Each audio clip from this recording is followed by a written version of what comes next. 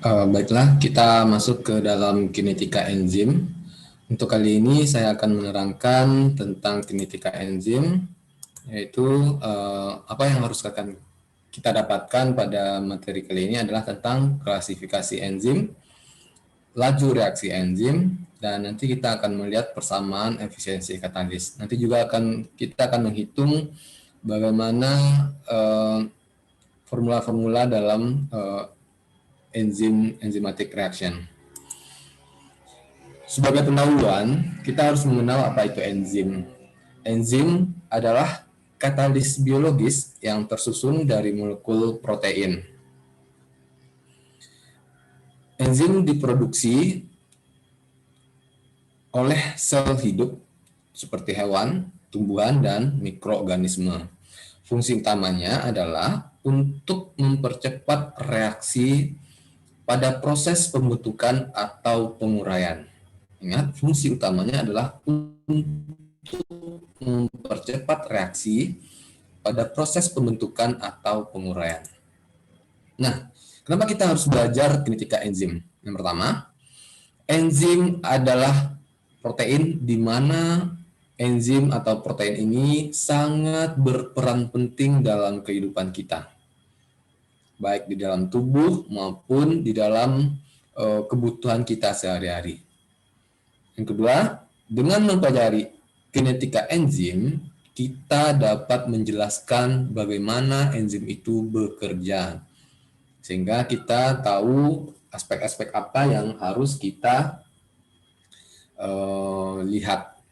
Kemudian kita mengetahui bagaimana enzim berperilaku di dalam kehidupan atau di dalam tubuh manusia. Di dalam reaksi kimia, ada perbedaan antara reaksi kimia dan reaksi enzimatis. Apa itu perbedaannya? Yang pertama adalah sifat katalis enzim memiliki selektivitas tinggi. Jika dibandingkan dengan reaksi kimia biasa, reaksi enzim akan hanya bekerja terhadap active site yang sama dengan substratnya. Oke, kalau reaksi kimia, dia kadang-kadang bisa menyebar atau mengenai bahan yang tidak sepatutnya atau yang tidak diinginkan. Yang kedua, reaksi apabila memakai enzim akan berlangsung lebih cepat dibandingkan yang tidak memakai enzim. Karena enzim berfungsi untuk mempercepat reaksi dan akan kembali didapatkan pada akhir atau bersamaan dengan produk. Relatif mudah membuat kondisi-kondisi tertentu pada reaksi enzimatif. Yang keempat, reaksi enzim sensitif dan kadang-kadang tidak stabil. Itu perbedaannya terhadap reaksi kimia. Sensitif karena sifat utama dari protein yaitu tidak kadang mudah pecah atau mudah rusak pada suhu dan tekanan tertentu atau keadaan lingkungan tertentu. Oleh karena itu, terdapat 4 secara umum perbedaan antara reaksi kimia dan reaksi enzimatis. Nah, ada beberapa klasifikasi dari enzim yang kita temui di kehidupan sehari-hari. Yang pertama itu enzim industrial. Contohnya adalah amilase, protease, glukosa isomerase, lipase, katalase, dan penisiklik asilase. Kemudian ada enzim analitis. Enzim analitis ini contohnya adalah glukosa oksidase, galaktosa oksidase, heksokinase, muramidase. Dan ada enzim medis, contohnya asparaginase, protease, lipase, dan streptokinase. Perbedaannya ini adalah dari segi pemanfaatannya. Untuk medis, enzim medis adalah untuk medis, industrial adalah untuk industrial, enzim analitis adalah untuk percobaan di dalam laboratorium. Apa aja contoh dari pemanfaatan enzim? Yang pertama contohnya ada beberapa banyak, tapi di sini saya simpulkan. Contohnya adalah alfa amilase. Ini untuk memproduksi glukosa atau meningkatkan aroma dan meningkatkan rasa pada cairan. Dan contoh lainnya adalah protease. Ini digunakan pada produk keju untuk mengurangi waktu pencampuran atau meningkatkan eh, apa pengembangan dari kue. Dan yang ketiga contohnya adalah lipase. Ini untuk menghidrolyze dari lemak susu. Yang keempat, contohnya adalah katalase. Ini untuk menghilangkan hidrogen peroksida dalam proses bleaching suatu makanan atau roti. Yang kelima adalah glucose oksidase. Ini untuk menghilangkan oksigen yang tertinggal atau yang dapat mengakibatkan keracunan atau penyakit. Ini adalah contoh aplikasi daripada enzim. Nah, sekarang kita bicara tentang kinetika enzim atau kinetika reaksi. Kita untuk pertamanya harus mengingat, harus mereview lagi beberapa keadaan di bawah seperti dalam slide. Yang pertama bahwa enzim bekerja untuk mempercepat reaksi dengan menurunkan delta G dari keadaan transisi atau menurunkan energi aktivasi dari reaksi, sehingga reaksi pembentukan produk dari reaktan akan semakin cepat. Garis merah ini adalah tanpa enzim. Yang biru adalah dengan enzim. Ini adalah energi pada aksis Y dan aksis X adalah reaksinya. Dapat kita lihat, tanpa enzim, energi yang diperlukan adalah sangat tinggi. Sedangkan setelah adanya pencampuran enzim, energi aktivasi atau energi untuk melaksanakan reaksi akan diturunkan. Sehingga enzim berfungsi untuk mempercepat reaksi dengan menurunkan energi aktivasinya. Yang kedua, perlu juga diingat bahwa untuk terjadinya produk, enzim akan bereaksi dengan substrat membentuk keadaan transisi enzim substrat yang akhirnya membentuk produk dan akan didapatkan kembali enzimnya. Jadi, ini adalah contoh reaksi pembentukan produk jika ditambahkan enzim. Enzim ditambahkan pereaksi atau yang kita sebut di sini adalah substrat, dia akan membentuk enzim akan terikat pada active site dari substrat akan terikat pada active site dari enzim, membentuk kompleks enzim substrat, dan enzim substrat akan mempercepat reaksi membentuk produk yang nanti akan kita jumpai juga enzim kembali dalam keadaan utuh di dalam larutannya. Jadi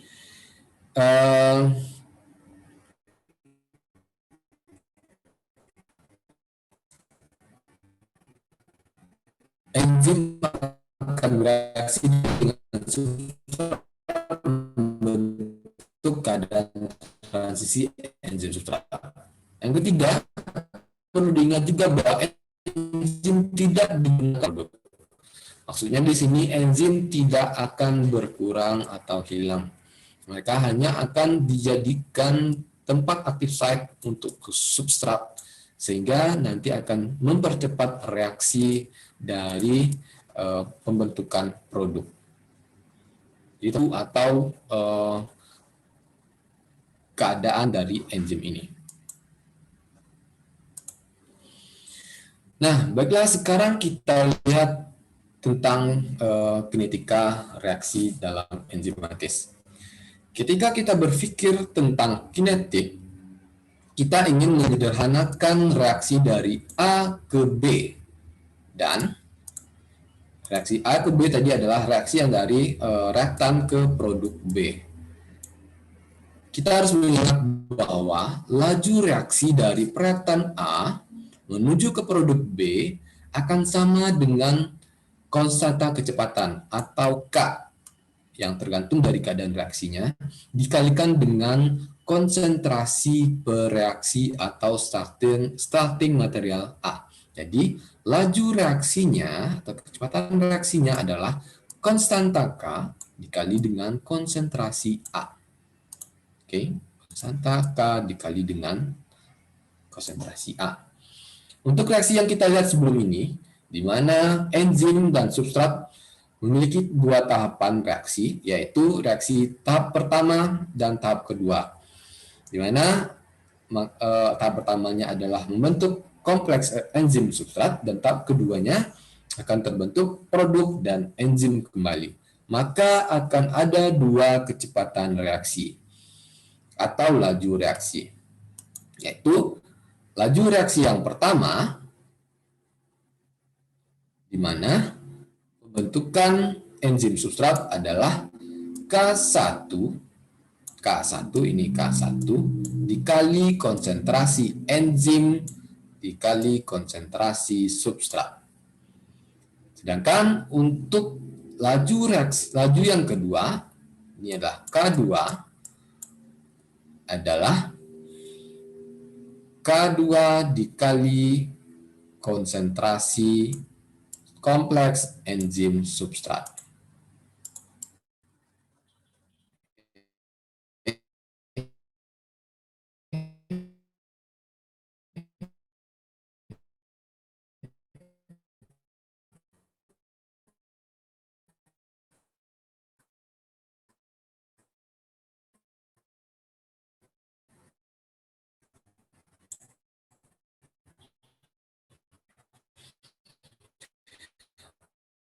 Untuk kecepatan tahap pertama, kita menggunakan enzim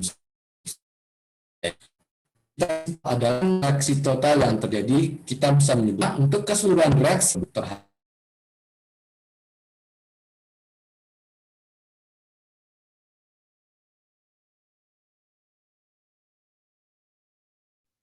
Oke, kita lanjutkan. Saya ulang dari awal, di mana ketika kita berpikir tentang kinetik, kita ingin menyederhanakan reaksi dari A atau dari substrat ke produk. Kita harus mengingat bahwa laju reaksi dari reaktan substrat atau A menuju ke produk P atau B akan sama dengan konstanta kecepatannya, dikalikan dengan konsentrasi reaksi atau starting materialnya. Untuk reaksi yang kita lihat sebelum ini, di mana substrat bertemu dengan enzim, kita punya dua tahap reaksi, yaitu tahap pertama dan pembentukan kompleks enzim substrat, dan tahap kedua adalah pembentukan produk. Jadi, kecepatan reaksinya adalah laju yang pertama, K1 dikali dengan konsentrasi enzim dan konsentrasi substrat.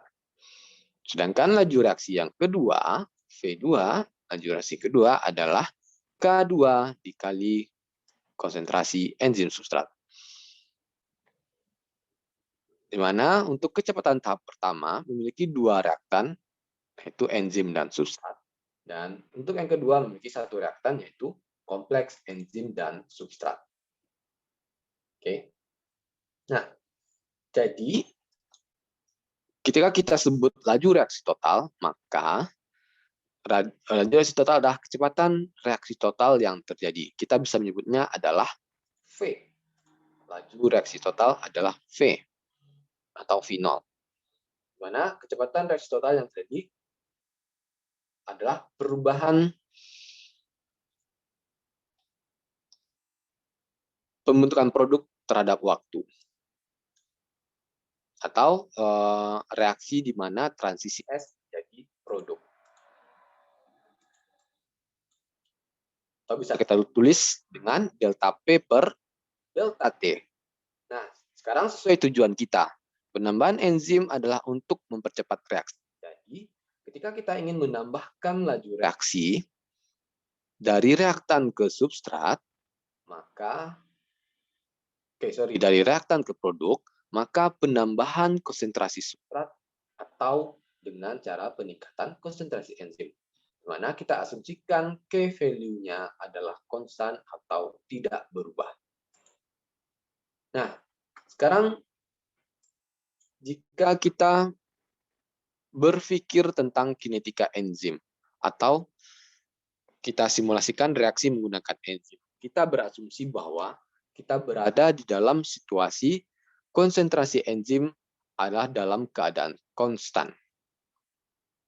Jadi berbeda dengan cara kita tadi, di mana enzimnya kita tambahkan. Tapi dalam kita berpikir atau menyelesaikan permasalahan kinetika enzim, kita harus berpikir bahwa konsentrasi enzim di dalam elemen kita adalah konstan. Dan ini adalah kasus umum jika kita lihat enzim yang bekerja pada sel yang berbeda. Misalnya, contohnya, fungsinya adalah kita memiliki 4 enzim di sini. Dan setiap enzim dapat bekerja mengkatalisis pada laju 10 reaksi per second atau per detik. Maka, kecepatan absolut maksimum laju reaksi dari 4 enzim adalah 40 reaksi per detik. Dan laju ini disebut dengan Vmax atau maksimum speed atau kecepatan maksimumnya. Jadi kecepatan maksimumnya adalah 40 reaksi per detik. Nah, idenya adalah pada konsentrasi tertinggi, karena tadi kita menambahkan sedikit demi sedikit substratnya, di mana enzimnya memiliki konsentrasi yang tetap, maka enzim akan saturated atau jenuh dan penuh dengan substrat dan tidak akan bereaksi secara cepat. Dan jika kita tambahkan, dan jika kita ingin menambahkan lebih banyak konsentrasi dari substrat atau reaksi, kecepatan laju reaksi akan tetap sama, yaitu Vmax. Vmax tidak akan berubah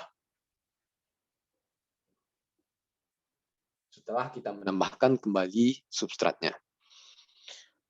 Untuk keterangan lebih lanjut, kita lihat di sini. Contohnya ini adalah garis atau laju reaksi dari enzimatik. Contohnya, pada kita memiliki enzim di dalam suatu Erlenmeyer. Nah, ini baru enzim di dalam Erlenmeyernya. Belum ada bereaksi atau substrat di dalam. Hanya enzim. Pada keadaan ini, maka laju reaksinya adalah 0. Oke. Nah, kita ingin melihat bagaimana enzim ini, laju reaksi enzim ini terhadap bereaksi atau substrat S. Maka kita tambahkan 1 titik atau 1 bagian S ke dalamnya. Maka laju reaksinya adalah meningkat secara linear. S1 misalnya. Ini adalah V1 dalam keadaan S1. Nah, sampai dengan keadaan di sini. Itu dapat kita lihat laju reaksinya adalah linear membentuk garis lurus. Namun, setelah kita tambahkan beberapa konsentrasi substrat ke dalam Erlenmeyer, kita akan mendapatkan laju reaksinya semakin sama atau melambat. Atau tetap sama. Sampai dalam keadaan substrat yang lebih banyak, laju reaksinya akan tetap sama.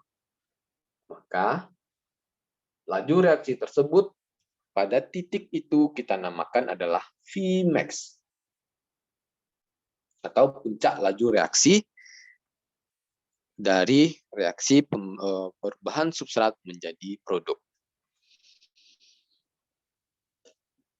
Oke. Akan ada di mana akan melandai di sini. Sedangkan pada awal reaksi, itu kita akan mendapatkan garis yang linear. Atau berbanding sama. Penambahan konsentrasi substrat akan sama dengan penambahan kecepatan reaksinya. Oke, kita lanjutkan. Dalam penyelesaian kinetika reaksi, kita harus berasumsi. Yang pertama adalah larutan kita adalah larutan ideal. Ideal maksudnya tidak ada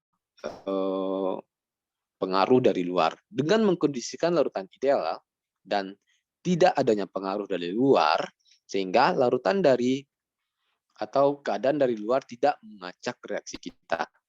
Kita dapat sederhanakan diskusi tentang kinetika reaksi secara cepat, di mana kita mengklasifikasikan reaksi kita menjadi dua, yaitu reaksi pembentukan kompleks atau pengikatan substrat dengan enzim, membentuk enzim substrat, laju reaksinya adalah 1 dikali konsentrasi enzim dikali konsentrasi substrat, dan yang kedua adalah transisi dari enzim substrat menuju produk dengan pertolongan enzim. Lajunya adalah K2 dikali ES atau konsentrasi enzim substrat. Yang kedua asumsinya adalah setiap yang konstan adalah tetap atau konstan dan tidak akan berubah. Konsentrasi enzim kita anggap dari awal adalah konstan. Maka konstansa laju reaksi adalah tetap tidak berubah atau dengan nama lain konstan. Yang ketiga asumsinya adalah reaksi atau substrat tidak berubah tanpa adanya enzim. Kita menghilangkan reaksi kimia di sini. Jadi dia akan bereaksi membentuk produk jika adanya enzim. Jadi untuk reaksi substrat kita berasumsi bahwa substrat tidak akan berubah menjadi produk tanpa bantuan enzim. Perlu diingat bahwa enzim adalah berfungsi untuk mempercepat reaksi. Namun ketika kita berbicara tentang kinetika enzim, maka reaksi atau substrat akan memerlukan enzim untuk mempercepat reaksi membentuk produknya. Itu adalah asumsi yang harus kita tetapkan dalam menyelesaikan kinetika reaksi. Kinetika reaksi dari enzim. Maka kita kumpulkan dulu, kita simpulkan dulu dari yang kita pelajari dari slide depan. Pertama, dapat kita bagi menjadi dua langkah penting dari reaksi enzim dan substrat. Yang pertama adalah ikatan enzim dengan reaksi atau substratnya bentuk kompleks enzim substrat, dan yang kedua adalah reaksi pembentukan produk, di mana akan ditemukan kembali enzimnya. Dan setiap langkah memiliki laju reaksinya masing-masing. Yang kedua, apabila kita menjaga konsentrasi enzim secara konstan, maka akan ada laju maksimal atau Vmax untuk reaksi tersebut. Kesimpulan kita. Nah, sekarang kita coba, sebelum kita menyelesaikan kinetika enzim, reaksi enzim, kita harus tahu lagi istilah-istilah yang kita pakai. S itu adalah substrat. Jika dikurung dengan kurung petak dinamakan dengan konsentrasi substrat. Ada juga beberapa buku yang membuat CS atau konsentrasi substrat. Begitu juga dengan kurung kotak E atau CE, itu adalah konsentrasi enzim. Kalau kurung kotak P atau CP adalah konsentrasi produk. Dan V atau R untuk buku lain ada yang membuat R, itu adalah laju atau laju reaksi. Dan K besar adalah konstanta dari reaksi. Ini istilah-istilahnya, coba diingat. Ini harus diingat, karena nanti jangan salah dalam pemakaiannya. Oke, marilah kita review lagi apa yang sudah kita pelajari di depan. Di mana enzim difungsikan untuk mempercepat reaksi. Reaksi dapat kita lihat dari reaksi enzim dan substrat akan membentuk kompleks enzim substrat sebelum membentuk produk. Itu kecepatan reaksinya adalah untuk dari enzim substrat adalah K1 dikali konsentrasi enzim dikali konsentrasi substrat. Sedangkan untuk produknya adalah K3 dikali enzim dikali konsentrasi enzim substrat. Ini untuk laju reaksinya. Nah, setiap step memiliki laju masing-masing.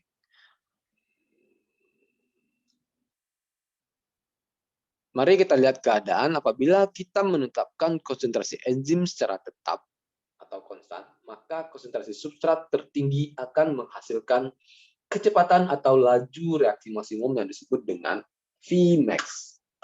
Oke, Vmax. Nah, sekarang untuk menyelesaikan reaksi enzimatis, ada asumsi lain yang harus kita tetapkan, yaitu keadaan steady state atau tunak. Sekarang kita lihat apa itu keadaan steady state dan apa itu maksudnya. Seperti yang sudah kita bicarakan, bahwa terdapat 2 step atau 2 langkah dalam bekerjanya enzim dalam mengkatalisis. Sekarang kita menggunakan istilah steady state atau tunak, di mana maksudnya adalah kita berada pada poin di mana konsentrasi dari kompleks enzim substrat adalah konstan. Berarti formasi pembentukan enzim substrat dari awal, enzim dan substrat, adalah sama terhadap disosiasi atau pemecahan enzim substrat menjadi produk. Jadi, kekuatan atau laju ini sama dengan laju ini. Jadi kita akan menamai reaksi ini, reaksi pembentukan enzim substrat adalah dari substrat dan enzim adalah dengan konsentrasi K1, sedangkan pemecahannya adalah K2. Sedangkan pembentukan kembali enzim substrat dari produk dinamai K-2, sedangkan pemecahan enzim substrat menjadi substrat dan enzim masing-masing dinamain dengan K-1. Nah, kita lihat di sini adalah reaksi panah bolak-balik. Reaksi ini menunjukkan bahwa reaksi dapat menghasilkan atau juga kehilangan dari enzim dan substrat. Reaksi bolak-balik kompleks enzim substrat tidak hanya selalu membentuk produk, namun juga akan kembali terdisosiasi atau pecah menjadi substrat dan enzim. Molekul substrat dan molekul enzim. Kita akan menamai tadi adalah K1 dan K-1. Pembentukannya adalah K1, pemecahnya dari enzim substrat adalah K-1. Apabila kita lihat istilah pada laju reaksi, kita dapat menyebutkan bahwa formasi atau pembentukan enzim substrat adalah sama dengan laju reaksi pertama. K1, di mana ditambahkan laju reaksi minus 2. Jadi reaksi ES adalah sama dengan K1 dikali S ditambah E ditambah dengan K-2 dikali konsentrasi enzim dan produk.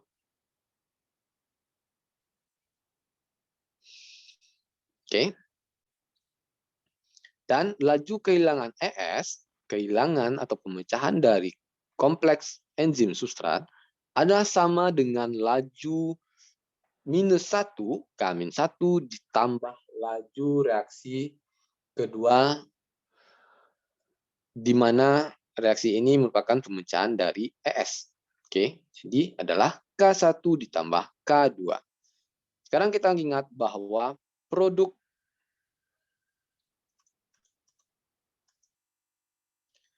sangat jarang kembali menjadi reaktan. Dalam reaksi kimia, ingat, produk ini akan jarang kembali menjadi kompleks enzim substrat.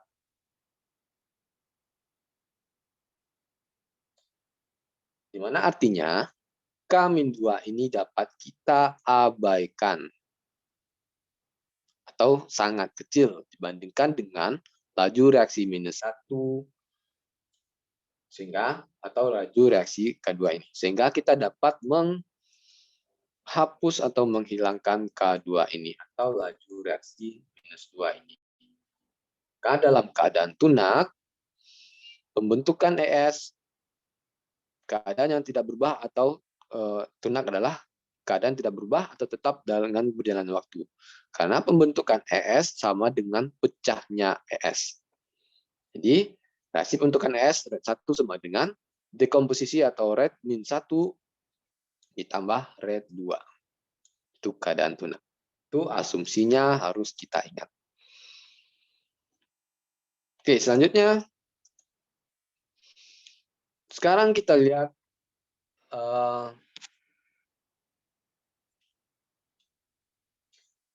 suatu persamaan yang kita gunakan dalam menjelaskan laju reaksi enzimatik.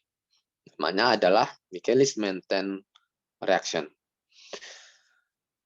Laju reaksi enzimatik menghubungkan laju pembentukan produk dengan konsentrasi substrat.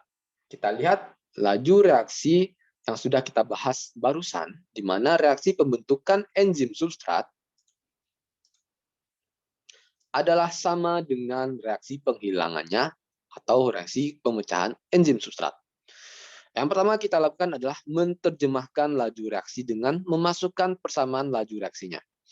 Laju reaksi 1 atau rate 1 sama dengan K1 dikali konsentrasi enzim dikali konsentrasi substrat. Begitu juga untuk laju reaksi minus 1 adalah dikalikan dengan kompleks enzim substrat ditambah rate 2 adalah atau pemecahan ES-nya adalah K2 dikali konsentrasi enzim substrat.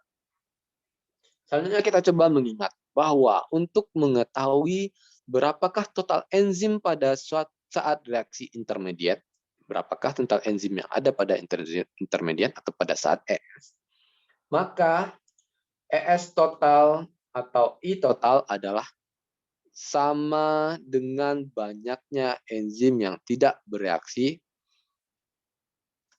atau dijumlahkan dengan enzim yang telah terikat dengan substrat.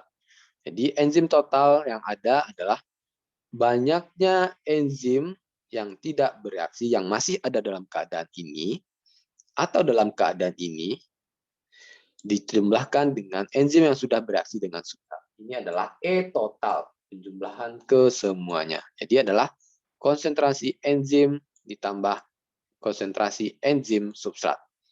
Atau kita mengetahui, jadi kita bisa transformasikan jadi konsentrasi enzim adalah konsentrasi enzim total dikurang konsentrasi enzim substrat. Oke. Dengan menggunakan persamaan ini, maka kita dapat memasukkan ke dalam persamaan sebelumnya atau persamaan ini. Kita masukkan ke dalam persamaan ini atau persamaan 1 ini. Ini kita namakan persamaan 2. Maka kita substitusikan persamaan 2 ke persamaan 1, maka kita dapatkan persamaan yang ketiga. Di mana kita tuliskan dengan menggantikan konsentrasi E menjadi E total dikurangi enzim substrat. Kemudian persamaan ini disederhanakan menjadi K1 dalam kurung konsentrasi enzim total dikurang konsentrasi enzim substrat dikali dengan S. Dan semua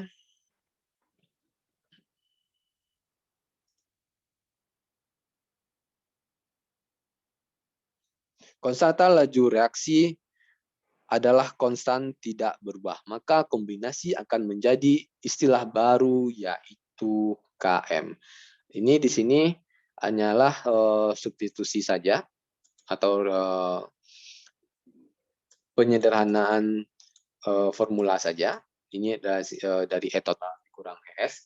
Ini dikalikan ke dalam akan didapatkan formula seperti ini.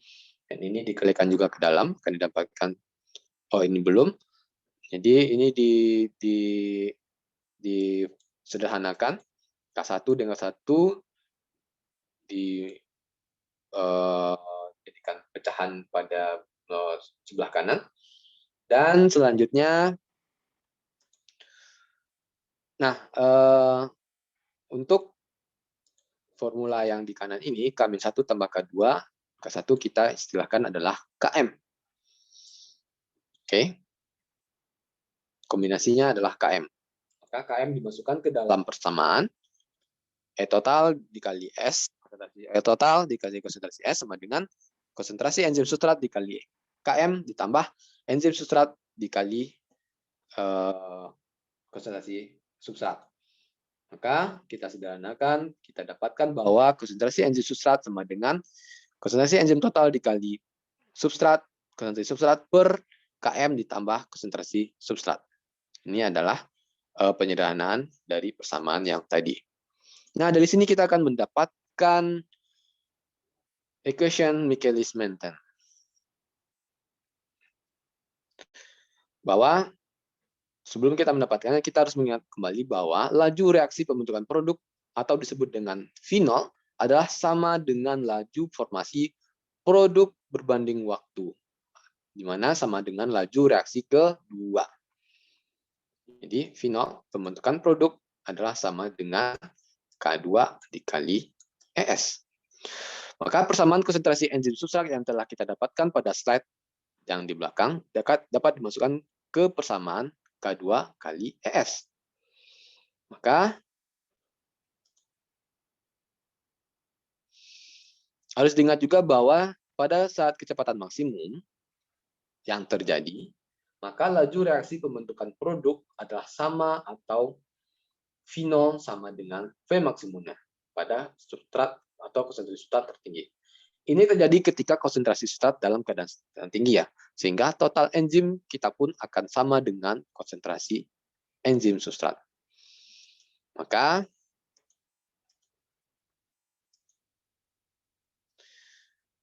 semenjak enzim yang dipakai saturated atau telah jenuh dengan substrat, maka tidak akan terdapat lagi enzim dalam keadaan bebas. Maka konstanta 2 atau K2 dikali dengan konsentrasi enzim total adalah sama dengan Vmax. Oke. Konsentrasi K2 kali enzim total sama dengan Vmax. Maka dapat kita transfer menjadi V0 sama dengan Vmax dikali konsentrasi S dibagi dengan Km ditambah konsentrasi S. Vmax dikali konsentrasi S dibagi dengan Km ditambah konsentrasi S. Nah, inilah yang dinamakan dengan Michaelis-Menten equation. Nah, ini didapatkan dari asumsi-asumsi tadi. Mana asumsinya adalah laju produk adalah K2 dikali S. Di mana laju pembentukan produk adalah perbedaan pembentukan produk dengan beriringan waktu, yaitu dengan K2 dikali S. Oke, maka final dari yang tadi ES kita masukkan ke persamaan yang tadi, dan kita dapatkan jika V0 dengan Vmax dalam substrat tertinggi, maka enzim totalnya sama dengan enzim substrat. Maka K2 kali enzim total sama dengan Vmax. Maka kita dapatkan Michaelis-Mentennya adalah V0 sama dengan Vmax dikali substrat per Km ditambah konsentrasi substrat.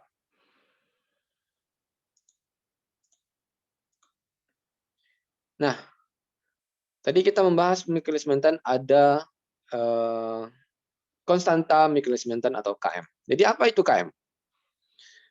Jadi Km pada persamaan Michaelis-Menten ini adalah konstanta, kita namakan konstanta Michaelis-Menten, di mana Km-nya memiliki unit yang sama dengan unit pada konsentrasi substrat.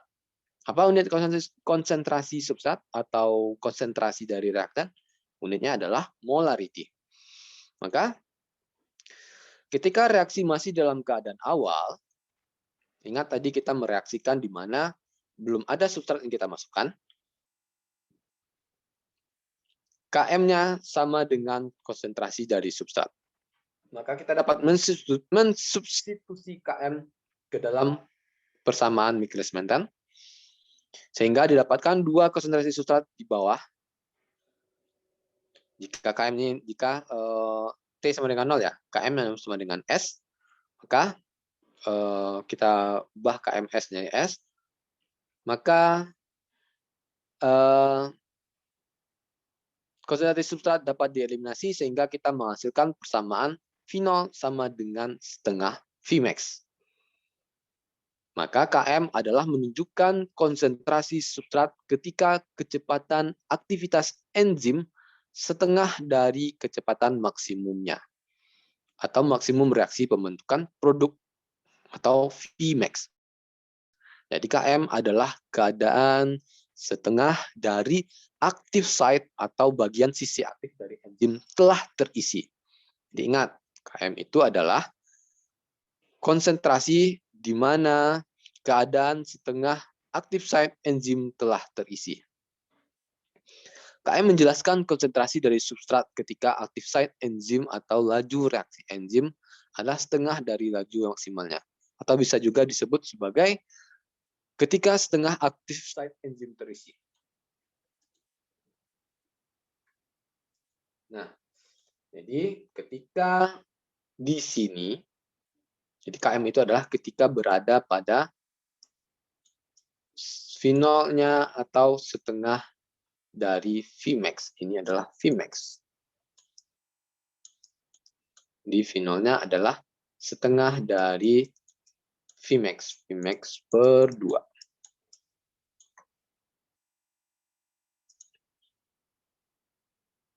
Nah,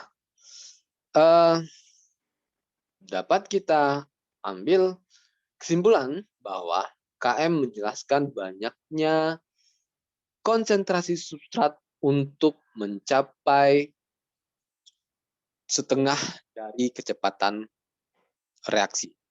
Jadi KM menjelaskan banyaknya konsentrasi substrat untuk mencapai setengah dari reaksi maksimum.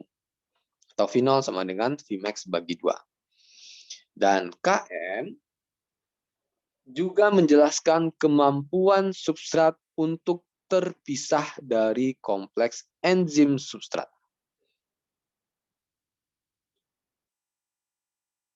Atau, saya ulangi, kemampuan substrat untuk terpisah dari kompleks enzim substrat. Itu adalah KM. Nah, dalam dalam formula Atocation Michaelis-Menten ini, kita juga mengenal adanya turnover number atau K catalyst. K catalyst adalah kita dapatkan dari jika kita menggunakan KM untuk menghitung efisiensi katalis. Ingat, kita menggunakan KM adalah sama dengan konsentrasi substrat dan kecepatan keseluruhan reaksi. Saya ulangi, ketika kita menggunakan KM adalah sama dengan konsentrasi substratnya dan kecepatan keseluruhan reaksi adalah setengah dari kecepatan maksimum. Maka konstanta Michaelis-Mentennya adalah molar atau mol per liter. Sehingga K katalisnya adalah kecepatan reaksi dibagi konsentrasi total enzim. Kecepatan reaksi dibagi konsentrasi total enzim. Nah,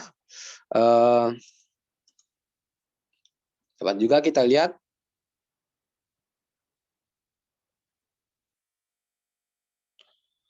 bahwa efisiensi katalis dapat dihitung dari K katalis dibagi konstanta Michaelis-Menten. Di mana untuk memperbanyak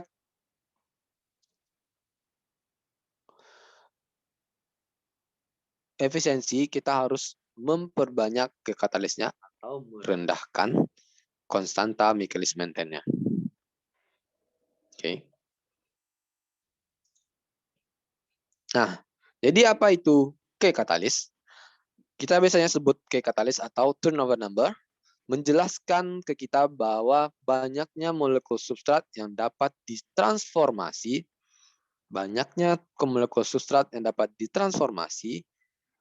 menjadi produk oleh satu active site dari enzim. Banyaknya substrat menjadi produk oleh satu active site saja. Maka, contohnya gini. Misalnya kita memiliki campuran enzim dengan konsentrasi totalnya adalah 0,1 molar. Maka konsentrasi ini, ketika semua active site-nya terisi, laju maksimal reaksinya adalah 60.000 molar per second. Maka artinya adalah K katalisnya adalah 600.000 second minus 1. Atau artinya, satu single active site dari enzim bisa mengkonversi 600.000 substrat menjadi produk per detiknya. Nah, jadi kita lihat di sini bahwa 600.000 substrat, molekul substrat atau ya molekul substrat menjadi produk per second. Ada contoh lain adalah replikasi dari RNA. Itu hanya 6 second minus 1. Artinya hanya 6 substrat menjadi produk replikasi RNA-nya. Nah, itu kita bilang sedikit karena RNA sangat spesifik. Tapi kalau ini contohnya adalah protease kalau nggak salah.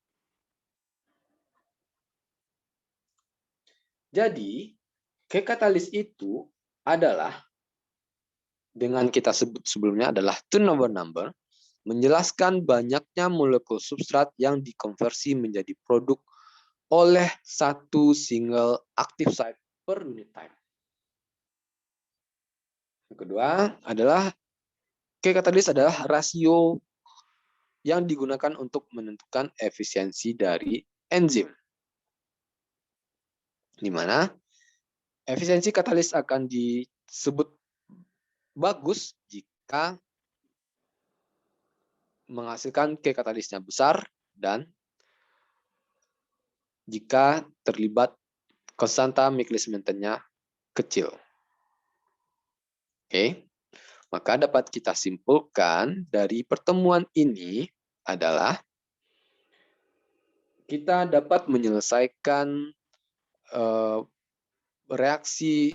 perhitungan reaksi enzimatik jika kita mengasumsikan reaksinya dalam keadaan tunggal, di mana pembentukan kompleks enzim substrat adalah sama dengan dekomposisinya atau pemecahan enzim substratnya atau laju kehilangan enzim substratnya, yaitu pembentukan produk atau kembali ke substrat awalnya. Yang kedua, laju reaksi dari enzimatis sama dengan laju reaksi maksimum dikali konsentrasi substrat per konstanta Michaelis-Menten ditambah konsentrasi substrat.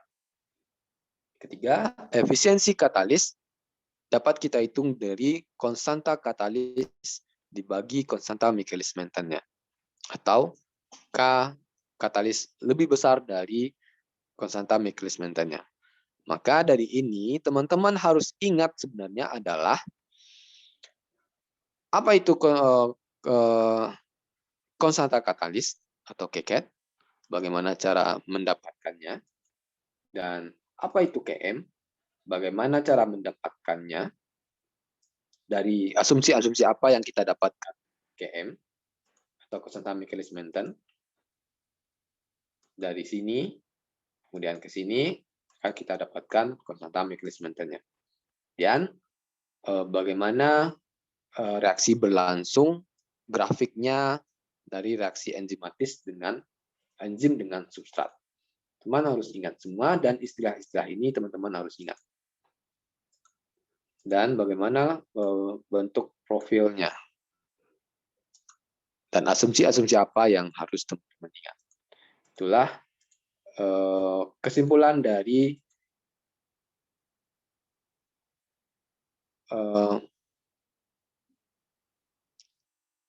yang dapat kita ambil dari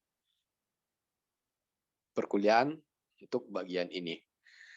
Kalau belum paham, silakan diulangi bagaimana mendapatkan KM-nya atau Michaelis-Menten-nya, bagaimana, kemudian apa asumsi-asumsinya, dan bagaimana cara mendapatkan K-cat-nya, K-katalisnya, apa fungsi KM, apa fungsi K-katalis, dan apa yang dapat kita simpulkan, dapat teman-teman ulang lagi dari video ini.